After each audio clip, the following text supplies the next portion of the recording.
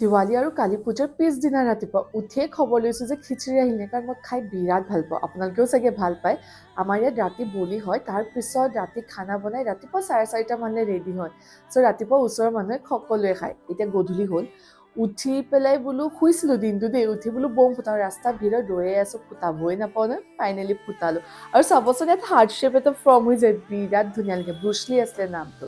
এতিয়া আৰু কেইটামান বোলো বম ফুটাও, এইপিনে ভাইটি জ্বৰ হৈ গৈছে দেই, তথাপিও তাক উলিয়াই আনিছোঁ মোক ফুৰাব নিবলৈ, কাৰণ আপোনালোককো নগাঁও কালী পূজা অকণ দেখাম বুলি ভাবিছোঁ। আমাৰ ইয়াত সৰু সৰুকৈ বহুত ঠাইত পেণ্ডেল হয় আৰু ধুনীয়াকৈ হয়, লগতে প্ৰতিটো ঠাইত খিচিৰি আৰু পায়স খুৱাই থাকে। দেখিছে ন, কিছুমান পেণ্ডেল দেখাই দিলোঁ দেই।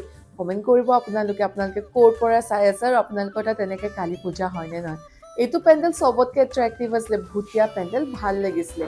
সকলোবোৰ পেণ্ডেলেই ধুনীয়া, কিন্তু এইটো অকণমান আনকমন লাগিছিল। আজিলৈ ইমানেই, নেক্সট মিনি ব্লগত আকৌ লগ পাম।